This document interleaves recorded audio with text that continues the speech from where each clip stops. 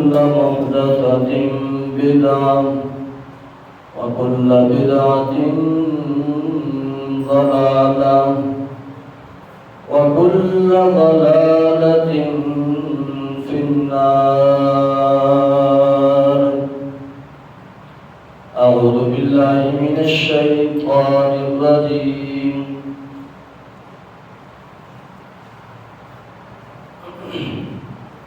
بسم الله الرحمن الرحيم. وإذ قال ربك للملائكة إني جاعل في الأرض خليفة قالوا أتجعل فيها من يفسد فيها ويسفك الدماء ونحن نسبح بحمدك ونقدس لك قال إني أعلم ما لا تعلمون. صدق الله العلي العظيم. سورة البقرہ آیت نمبر 30 آپ کے سامنے تلاوت کی گئی ہے. اللہ رب العزت کی بارگاہ ذوالجلال والکبریاء کی بارگاہ میں دعا گو ہوں کہ اللہ تعالی مجھے ان آیات سے متعلق صحیح بیان کر سکنے کی، پھر مجھے اور آپ کو اس پر عمل کرنے کی توفیق نصیب فرمائے.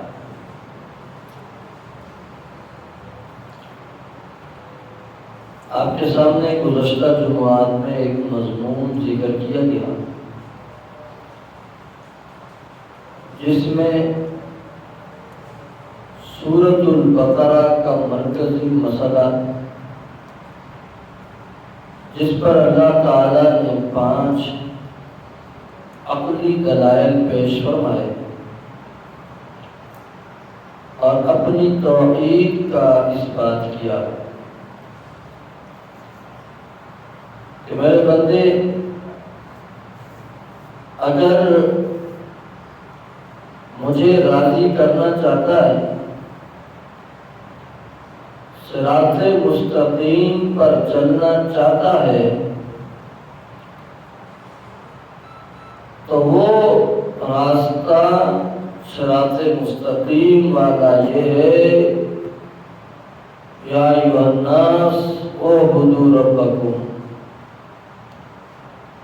جس کی دعوت اللہ نے انسانوں کو، جنوں کو، تمام مکلف مخلوقات ہوئی.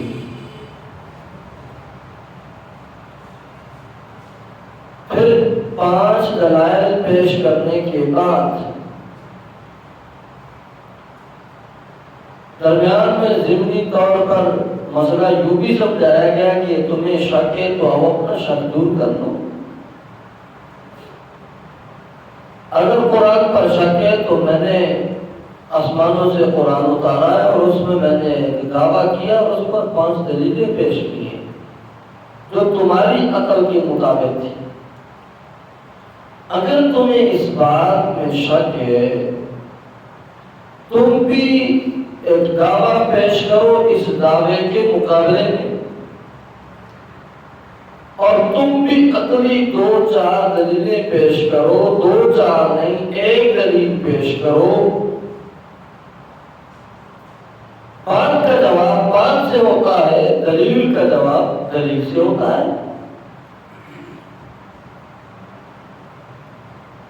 اگر ایسے بھی سمجھ نہیں آتی تو اللہ تعالیٰ نے پھر 4 قسم کے خصوصی انعام ذکر کیے. یہ 4 قسم کے ویسے جو انعامات اللہ تعالیٰ کے بہت ہیں، لیکن یہ 4 قسم کے خصوصی انعامات وہ ہیں جو انسان کی زندگی کی ابتدا کے ساتھ تعلق رکھتے ہیں. انسان کو اپنی ابتدا یاد دلاتے ہیں کہ انسان تیری ابتدا ایسے ہوئی تھی، ذرا اس ابتدا کو سوچ، ابتدا کی طرف غور و فکر کر، اور تیرے ابتدا میں اللہ کے اتنے احسانات تھے۔ بٹی اٹھا لو، ادھر لے لو، اس طرف لے لو۔ تیری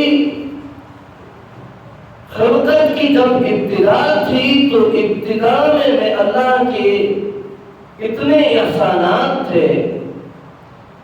یہ گنے چنے چند احسانات میں آپ کے سامنے پیش کر رہا ہوں۔ اگر ایسے نہیں ماننا تو کم از کم اس طرح تو مان لے کہ یہ زندگی کی ابتدائی حالت کے اندر تیرے اوپر اللہ نے جو احسانات کیے ہیں، ان احسانات میں غور و فکر کر، کم از کم احسان فراموش تو نہ بن۔ اللہ تیرے اوپر احسان کرنے والا محسن ہے، تو احسان فراموش نہ بن۔ 4 انعامات ذکر کیے گئے جن میں سے 2 ہم پڑھ چکے مختصر طور پر، پھر پیش کیے دیتا ہوں۔ پہلا انعام آیت نمبر 28 میں فرمایا کیف تکفرون باللہ وکنتم امواتا فاحیاکم ثم یمیتکم ثم یحییکم ثم الیہ ترجعون۔ 4 انعامات۔ پہلا انعام، انسان تیرا وجود نہیں تھا، میں اللہ نے تجھے وجود دیا۔ کیسے تو اللہ کی توحید کا انکار کر سکتا ہے نادان؟ کنتم امواتا، کچھ بھی نہ تھے، کچھ بھی نہ تھے۔ اللہ کے قرآن کا عجیب انداز ہے۔ یوں بھی اللہ کہہ سکتا تھا کنتم آدما فأوجدکم، نہ تھے اللہ نے تمہیں وجود دیا، لیکن اللہ نے لفظ استعمال کیا کنتم امواتا فأحیاکم، مردہ تھے، پھر اللہ نے زندگی بخشی۔ اللہ کیسے مردہ تھے؟ ہم تو موجود ہی نہیں تھے، پیدا ہی نہیں ہوئے تھے۔ اللہ نے پیدا نہ ہونے کو، موجود نہ ہونے کو تعبیر کیا ہے اموات کے ساتھ، اشارہ ہے اس بات کی طرف کہ انسان جب تو مردہ ہو جائے گا نا تو پھر تو ایسے ہے جیسے موجود ہی نہیں۔ اس لیے کہ انسان تیرا ایک ظاہری وجود ہے، ایک تیرا باطنی معنوی وجود ہے، ایک وجود وہ ہے کہ جسے تیرا بدن کہتے ہیں، لوگوں کو نظر آتا ہے یہ ظاہری وجود ہے، لیکن حقیقی انسان یہ نہیں۔ حقیقی انسان وہ ہے جو اس ظاہری وجود کے اندر موجود ہے، وہ معنوی انسان ہے۔ وہ نظر نہیں آتا کسی کو۔ دنیا کے اندر جب یہ بدن کسی استاد کا ہو، پیر کا ہو، شیخ کا ہو، ادب کیا جاتا ہے، احترام کیا جاتا ہے۔ کچھ لوگ ادب میں حد سے بڑھ جاتے ہیں، سجدے کرنے لگتے ہیں، جھکنے لگتے ہیں، پیٹھ پھیر کر کے واپس نہیں ہوتے، چومتے ہیں، چاٹتے ہیں۔ لیکن یہی پیر جب اس کا وہ مانوی حقیقی انسان اندر سے نکل جاتا ہے تو یہی مرید پھر مجبور ہو جاتے ہیں اسی اپنے شیخ کے، اپنے استاد اور اپنے پیر کے اس ظاہری وجود کو قبر کے اندر دفنا دیتے ہیں، مٹی کے نیچے دبا دیتے ہیں۔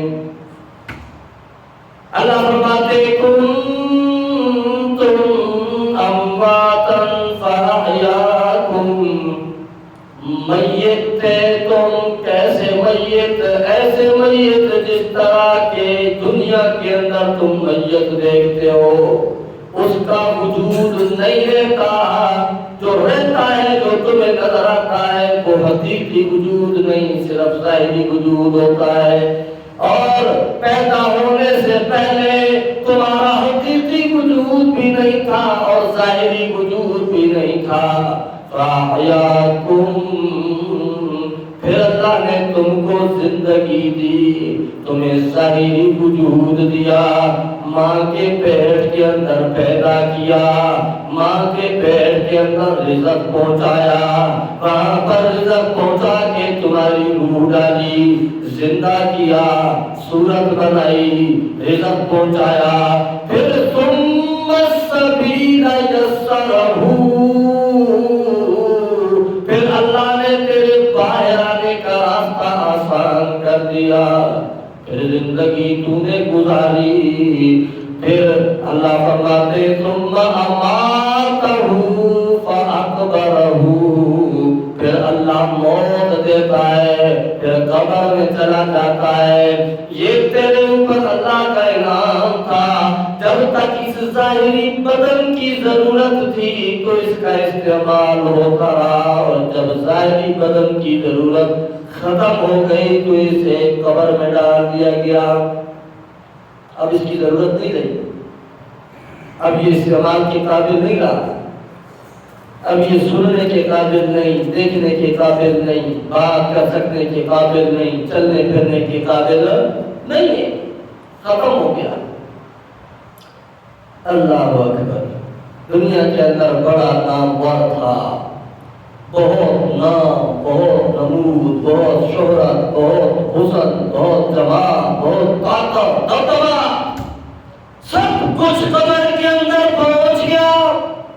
اے انسان، یہ بھی اللہ کی تیرے اوپر ایک نعمت تھی، اس لیے کہ جب تک یہ ظاہری وجود استعمال ہو سکتا تھا تب حقیقی انسان نکل گیا تو ظاہری وجود دنیا میں رہ نہیں سکتا، گھر میں لوگ رکھ نہیں سکتے، گرمی زیادہ پڑ جائے تو لوگ کہتے ہیں اسے تابوت میں ڈالو، اسے ایئر کمرے میں لے جاؤ، بدبو پیدا ہونا شروع ہو جاتی ہے جی، کیوں؟ حقیقی انسان ختم ہو گیا۔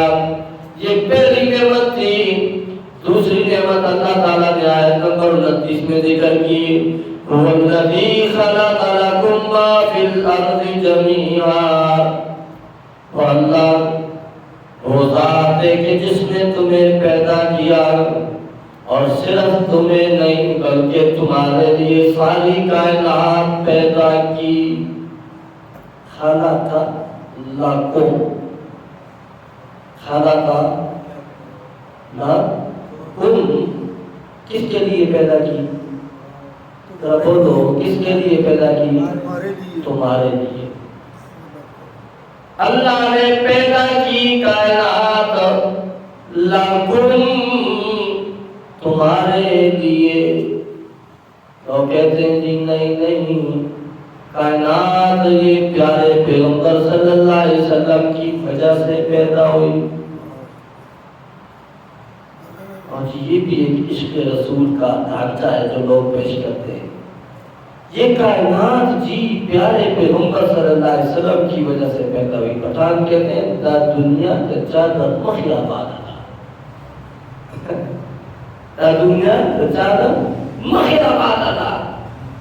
ہمارے شیخ صاحب ہوتے تھے، شیخ غلام حبیب صاحب رحمۃ اللہ تعالیٰ علیہ، وہ فرمایا کرتے تھے دا دنیا چادر مخ ندا آباد، دا دنیا دا دابا وقع آباد۔ یہ اللہ کی مرضی سے دنیا آباد ہے۔ ایسے نہیں ہے کہ اللہ نے اپنے پیارے پیغمبر ساری کائنات کے سردار پیغمبر کو پیدا کرنا تھا کائنات کو پیدا کیا. جس طرح یار لوگ کہتے ہیں جی لولا کلمہ خلقت الافلاک، روایت بنا دیگی جی. روایت میں آتا ہے جی کیا آتا ہے جی؟ روایت میں یہ آتا ہے کہ اللہ فرماتا ہے کہ میرے حبیب اگر تو نہ ہوتا تو میں آسمان و زمین کو پیدا نہ کرتا. لولا کما خلقت الافلاک. مولویوں کو کم از کم نام تو پڑھ لیتے. لولا یہ ضمیر پر داخل ہو سکتا ہے یا اسم پر داخل ہوگا یا فعل پر داخل ہوگا. ضمیر پر کیسے لولا داخل ہوگا؟ ایسی روایت پیش کرو جس کی عربی گرامر تو کم از کم ٹھیک ہو. عربی گرامر بھی ٹھیک نہیں اور یہ ان کا قصور نہیں. اصل میں یہ روایت عیسائیوں سے نقل ہے. عیسائی کہا کرتے تھے کہ اگر عزیر علیہ السلام کو اللہ پیدا نہ کرتا نا تو جی اللہ ساری کائنات کو پیدا نہ کرتا. بعض والوں نے کہا جی اگر اللہ پیارے پیغمبر کو پیدا نہ کرتا نا جی تو کائنات کو پیدا نہ کرتا. انہوں نے کہا جی اگر اللہ 12 اماموں کو پیدا نہ کرتا نا جی تو اللہ ساری کائنات کو پیدا نہ کرتا. اللہ نے کائنات کو پیدا کیا جی 12 اماموں کی خاطر. کوئی کہتا کہ اللہ نے کائنات کو پیدا کیا جی پیارے پیغمبر صلی اللہ علیہ وسلم کی خاطر. کوئی کہتا ہے جی کائنات کو پیدا کیا فلانے کی وجہ سے فلانے کی وجہ سے. نا اللہ کا قرآن کہتا ہے هو الذی خلق لکم ما فی الارض جميعا. میں نے ساری کی ساری کائنات تمہارے لیے پیدا کی ہے. تمہارے لیے پیدا کی ہے. اور میں نے سورۃ یاسین سے پہلی سورۃ فاطر کی آخری آیت گزشتہ جمعہ میں پڑھی آیت نمبر 45 سے. اللہ فرماتے وَلَوْ يُؤَاخِذُ اللَّهُ النَّاسَ بِمَا كَسَبُوا مَا تَرَكَ عَلَىٰ ظَهْرِهَا مِن دَابَّةٍ. اگر اللہ گرفت کرنا شروع کر دے گا ہر ایک گناہ پر اللہ گرفت کرے ہر ایک کی گرفت کرنا شروع کر دے. اگر اللہ پکڑنے پر آ جائے سزا دینا شروع کر دے تو مَا تَرَكَ عَلَىٰ ظَهْرِهَا مِن دَابَّةٍ. پھر اللہ اس زمین پر کوئی بھی زندہ سر نہیں چھوڑے گا. کوئی بھی حیوان جیتا ہوا اس کائنات میں نہیں رہ سکے گا. اجی کیوں گناہ کرنے والا انسان سزا اس انسان کو دی جائے گا ان باقی حیوانوں کو سزا کیوں دی جا رہی ہے؟ جی جواب یہ اس لیے دی جا رہی ہے کہ هو الذی خلق لکم ما فی الارض جميعا. اے نادان یہ ساری کائنات تو تیرے لیے بنائی گئی تھی. جب تیرے اوپر عذاب آ گیا جب تو مٹا دیا گیا تو یہ کس کی خاطر آباد ہے؟ لہذا ان کو بھی اللہ ختم کر دے گا نیست و نابود کر دے گا. اس لیے سمجھو پیارے پیغمبر صلی اللہ علیہ وسلم کی محبت اپنی جگہ ایمان کا حصہ ہے اور پیارے پیغمبر صلی اللہ علیہ وسلم کی محبت کے بغیر ایمان کامل ہونا تو دور کی بات ایمان کی ابتدا ہی نہیں ہو سکتی. لا یؤمن احدکم حتی اکون احب الیہ من والدہ وولدہ والناس اجمعین. اس وقت تک کوئی بندہ مومن نہیں ہو سکتا کہ جب میں محمد کریم صلی اللہ علیہ وسلم اس کے لیے اس کے والدین سے اس کے بچوں سے حتیٰ کہ ساری کی ساری کائنات سے میں اس کے لیے سب سے زیادہ محبوب نہ ہو جاؤں. قرآن بھی کہتا النبی اولا بالمؤمنین من انفسہم.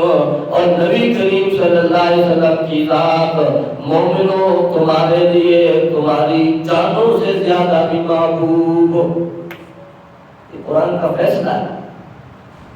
پیارے پیغمبر صلی اللہ علیہ وسلم کے ساتھ محبت اپنی جگہ پر، لیکن محبت کے اندر غلوب نہیں۔ اس لیے حدیث پاک میں آتا ہے، پیارے پیغمبر فرماتے ہیں لا تطرونی کما اطرت النصارى المسیح ابن مریم، مجھے اتنا مت بڑھانا کہ جتنا عیسائیوں نے حضرت عیسیٰ علیہ السلام کو بڑھایا اور بڑھا کر کے اللہ کے ساتھ شریک بنا دیا۔ میری محبت میں اتنا غلو مت کرنا۔ یہ روایت جہاں پر عربیت میں درست نہیں، وہاں پر یہ روایت صحیح سند کے اعتبار سے درست نہیں، اسی طرح یہ روایت قرآن کی آیتوں کے خلاف ہے۔ اس لیے ایک طرف اللہ کا قرآن ہے، دوسری طرف یہ جھوٹی روایت ہے۔ اللہ کا قرآن کبھی غلط ہو سکتا نہیں، عقیدہ درست کا 20 آیتیں سورۃ الذاریات آیت نمبر 56 میں اللہ فرما رہے ہیں وما خلقت الجن والانس الا لیعبدون، میں نے جنوں انسانوں کو اپنی عبادت کے لیے پیدا کیا، پیارے پیغمبر کی ذات کے لیے پیدا نہیں کیا۔ قرآن کہتا ہے ما خلقنا السماوات والارض وما بینہما الا بالحق، میں نے حق ظاہر کرنے کے لیے آسمان و زمین کو پیدا کیا، پیارے پیغمبر صلی اللہ علیہ وسلم کی ذات کے لیے پیدا نہیں کیا۔ یہاں قرآن کہہ رہا ہے آیت نمبر 30 ہے سورۃ البقرہ کی آیت نمبر 29 والذی خلق لکم ما فی الارض جميعا، اس ساری کائنات کو میں نے تمہارے لیے پیدا کیا۔ ایسا نہیں کہ میں نے پیارے پیغمبر صلی اللہ علیہ وسلم کی ذات کے لیے پیدا کیا۔ یہ دوسری نعمت۔ اب تیسری نعمت کا تذکرہ آ گیا ہے نمبر 30 میں۔ اللہ فرماتے ہیں وَإِذْ قَالَ رَبُّكَ لِلْمَلَائِكَةِ إِنِّي جَاعِلٌ فِي الْأَرْضِ خَلِيفَةً، جب کہا تیرے رب نے فرشتوں کو کیا کہا جی انی جاعل فی الارض خلیفہ، یقیناً میں زمین کے اندر ایک خلیفہ پیدا کرنے لگا ہوں۔ خلیفہ کس کو کہتے ہیں جی؟ خلیفہ اس کو کہتے ہیں جو اللہ کے حکم کو جاری کرنے والا ہو، اللہ کے حکم کو جاری کرنے والا ہو۔ جس طرح حضرت داؤد علیہ السلام کے بارے میں قرآن پاک کہتا ہے، سورۃ صاد ہے 23واں پارہ ہے آیت نمبر 26 ہے، اللہ تعالیٰ فرماتے ہیں یا داؤد انا جعلناک خلیفۃ فی الارض، ہم نے تجھے خلیفہ بنایا ہے زمین کے اندر۔ اچھا یا اللہ خلیفہ بنایا، کیا کام ہے خلیفے کا؟ فرمایا فاحکم بین الناس بالحق، خلیفے کا کام یہ ہے جو اللہ نے حق نازل کیا ہے اس حق کا فیصلہ ان کو سنائے۔ فلا تتبع الہوی فیضلک عن سبیل اللہ، لوگوں کی خواہشات کی تابعداری مت کرے، وگرنہ لوگوں کی خواہشات کی تابعداری میں لگ پڑا تو یہ چیز تجھے اللہ کے راستے سے پھیر دے گی۔ اللہ کا حکم نامہ، اللہ کا قانون اس ملک پر نافذ ہو جائے، اس نافذ کرنے والے کو خلیفہ کہتے ہیں۔ آدم علیہ السلام کو اللہ نے خلیفۃ الارض بنا کر کے بھیجا۔ گویا انسان کی پیدائش اس مقصد کے لیے ہو رہی ہے کہ انسان اس دنیا کے اندر اللہ کے نظام کو حاکم بنائے گا۔ اس کو حاکم بنائے گا کہ اللہ کے نظام کو حاکم بنائے گا۔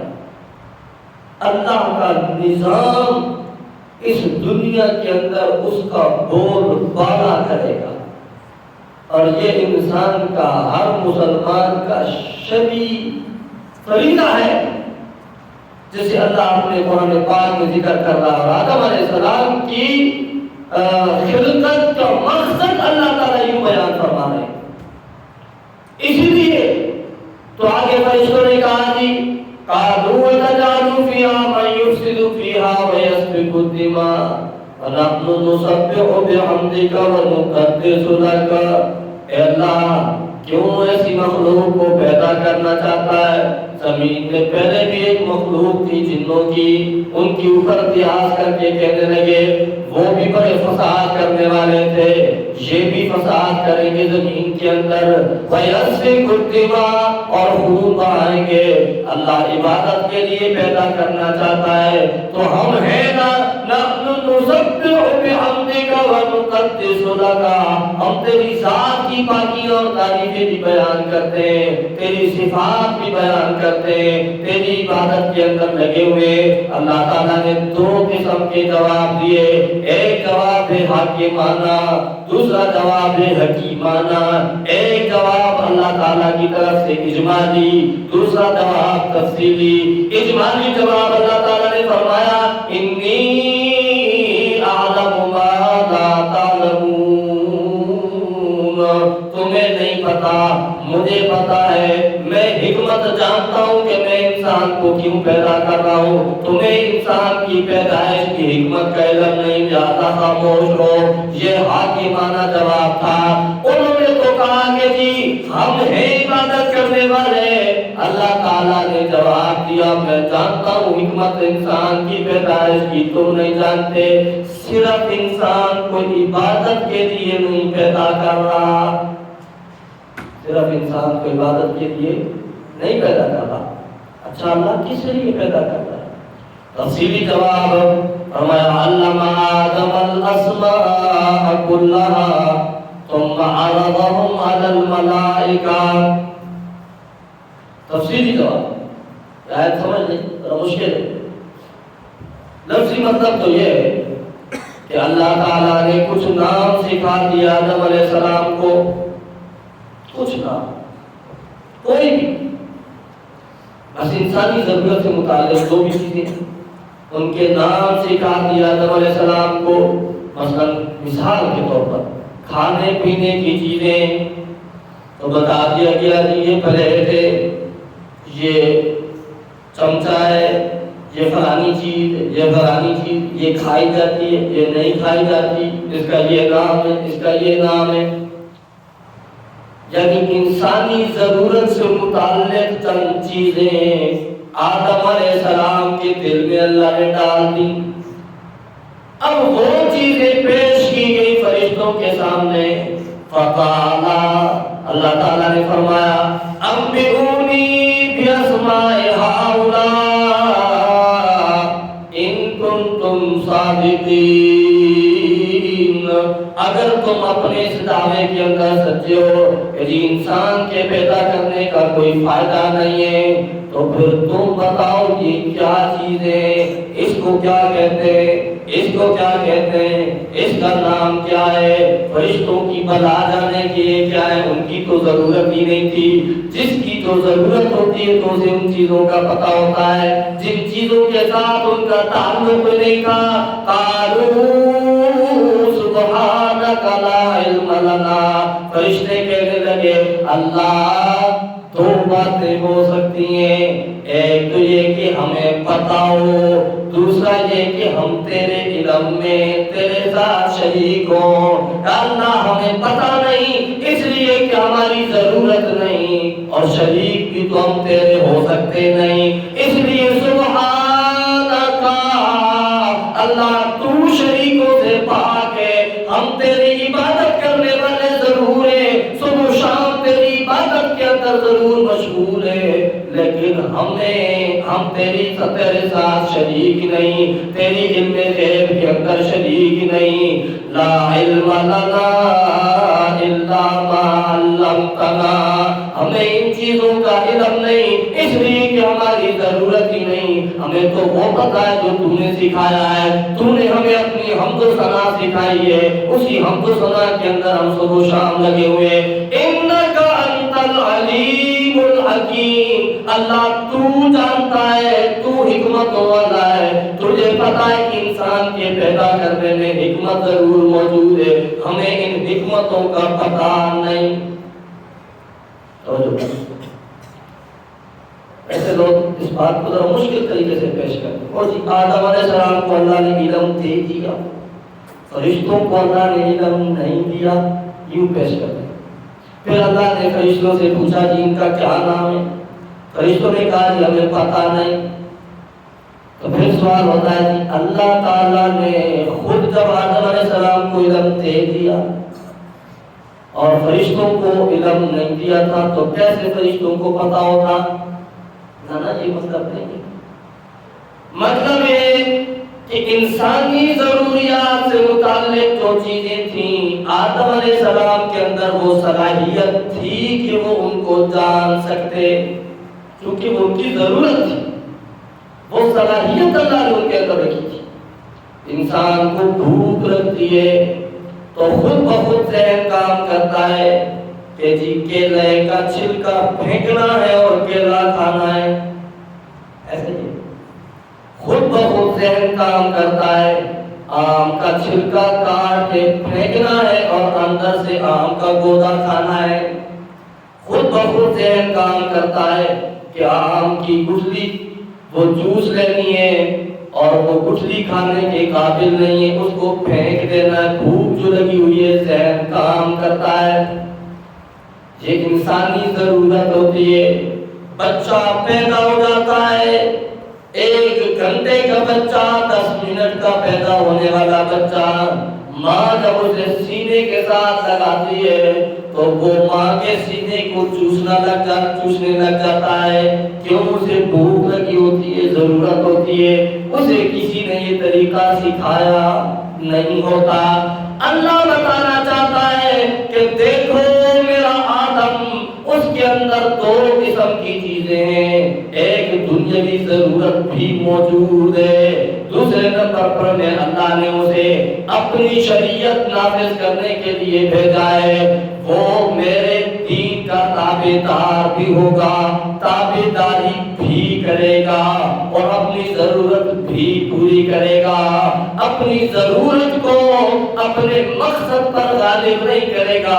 یہ 2 کام اسے دے کر کے بھیج رہا ہوں، جبکہ تمہارے اندر ایک کام ہے، تم صرف اور صرف عبادت کر سکتے ہو، تمہیں کھانے کی ضرورت نہیں، تمہیں پینے کی ضرورت نہیں، تمہیں نفسانی خواہشات کی ضرورت نہیں۔ انسان کے اندر اللہ نے یہ ساری ضرورتیں رکھ دی ہیں، انسان ان ضرورتوں کو بھی پورا کرتا ہے، جائز طریقے سے بھی پورا کرتا ہے اور اپنی پیدائش کا مقصد بھی پورا کرتا ہے۔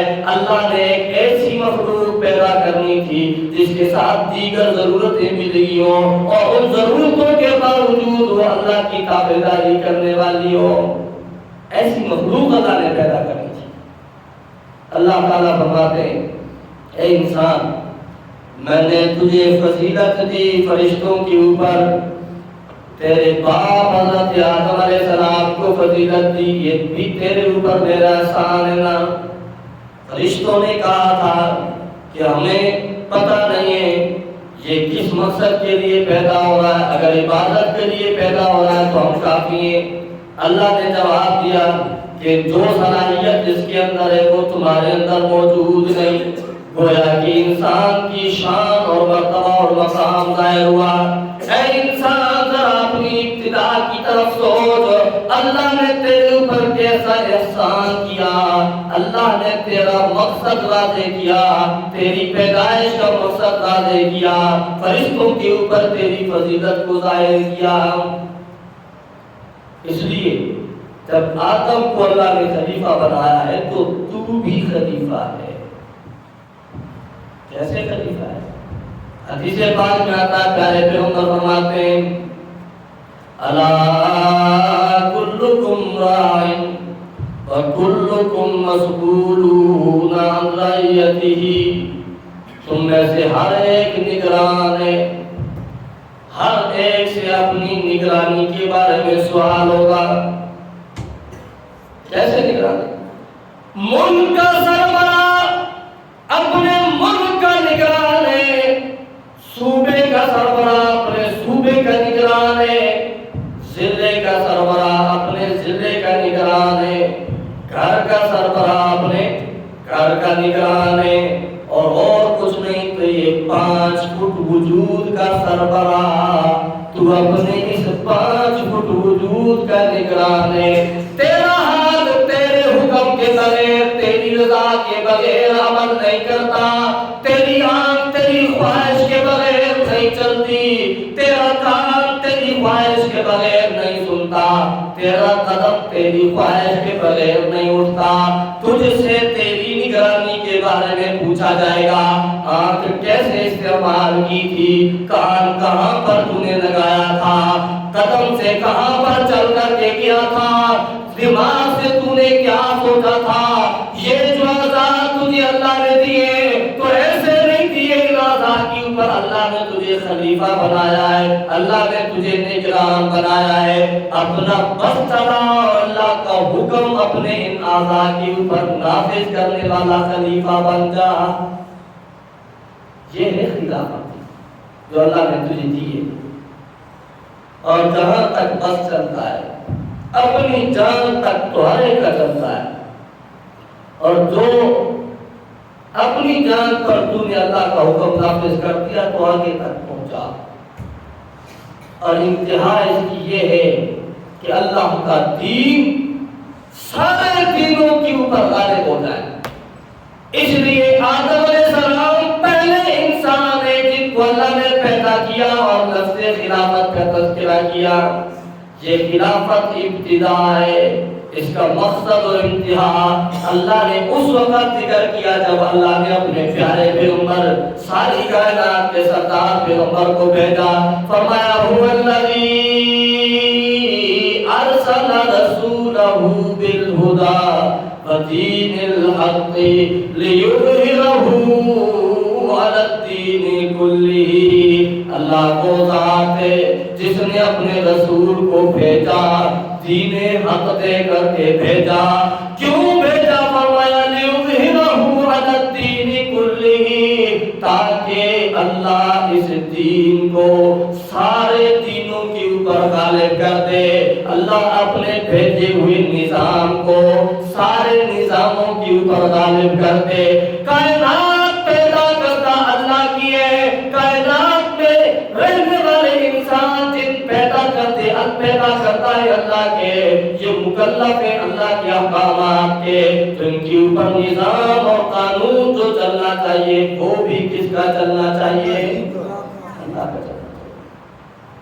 اس لیے آپ قرآن پڑھیں گے، قرآن پاک میں اللہ تعالیٰ مختلف مقام پر کہے گا ان الحکم الا للہ، اور لوگوں خیال کرو حکم قانون فیصلہ الا للہ، صرف اور صرف اللہ کے اختیار کے اندر ہے۔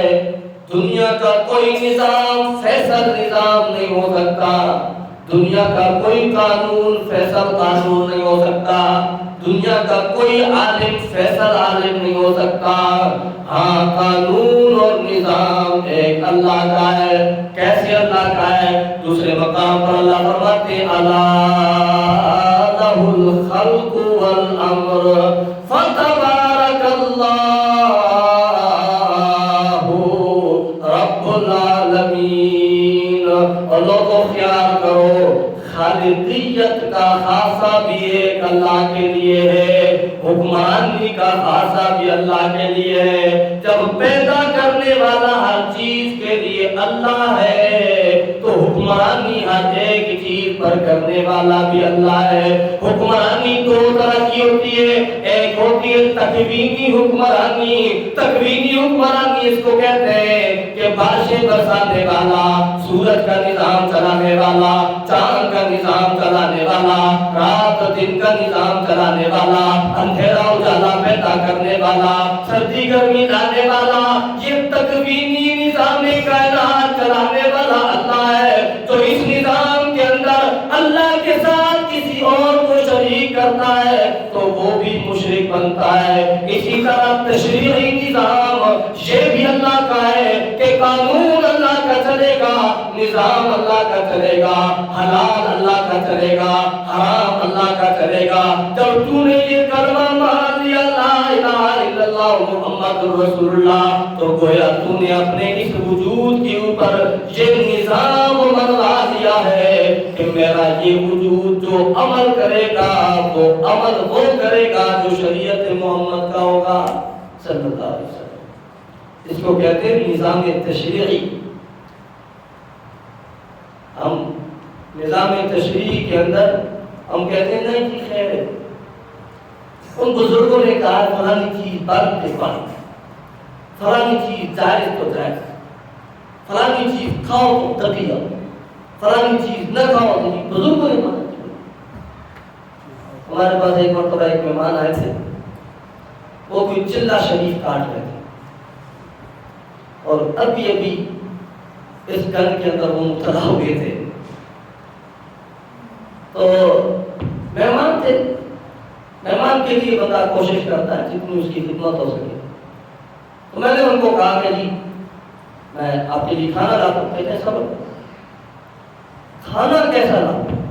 جو پکا ہوگا تو آپ کے لیے حاضر ہو. نہیں ایسا کھانے میں آپ نے مجھے دی کدو یا ٹینڈے اور وہ جو تڑکے میں نہ پکے ہوں ابلے ہوئے وہ لانے کی.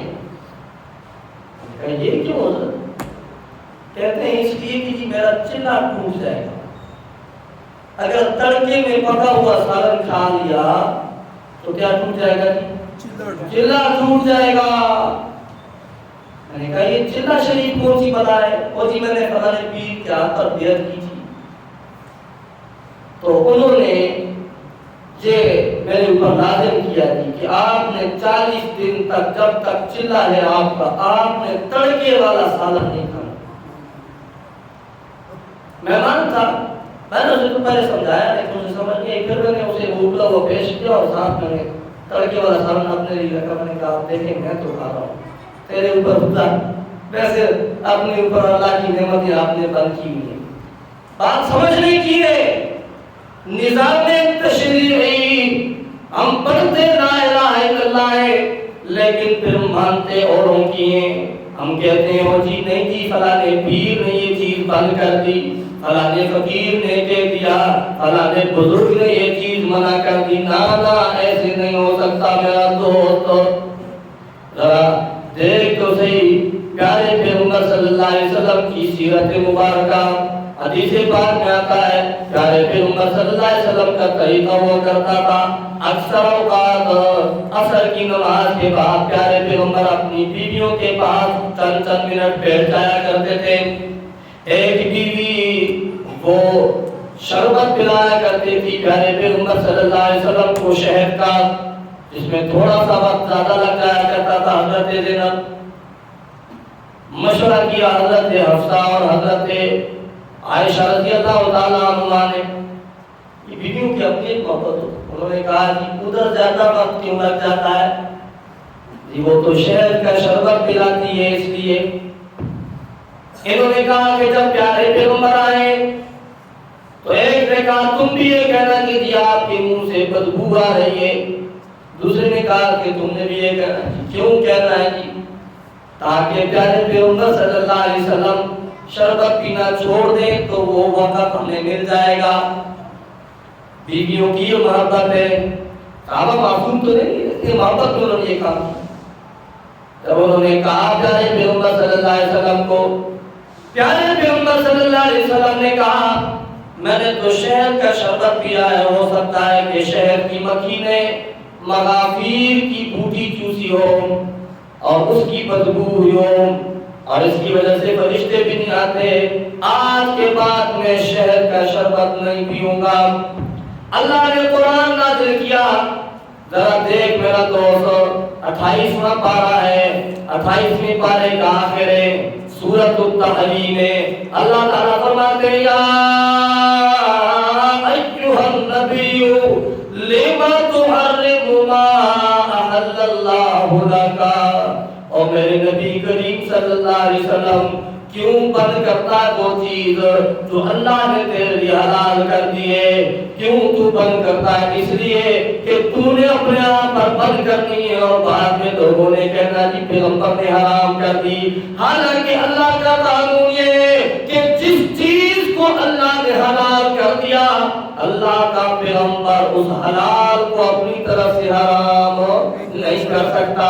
اس لیے لما تحرم تحرموا ما حل اللہ لک، کیوں حرام کر رہا ہے میرے پیارے پیغمبر جو اللہ نے تیرے اوپر حلال کر دی؟ اب تو نے قسم کھائی ہے تو قد فرض اللہ لکم تحلۃ ایمانکم، اللہ نے تمہاری قسموں کے توڑنے کا ذریعہ بھی پیش کر دیا ہے۔ کفارہ ادا کر، قسم توڑ دے، کفارہ ادا کر لے، لیکن اس بات سے رجوع کر لے، اس لیے کہ بعض والوں نے کہنا ہے کہ اللہ کے پیغمبر نے حلال کو حرام کر دیا تھا۔ یہ قانون سمجھ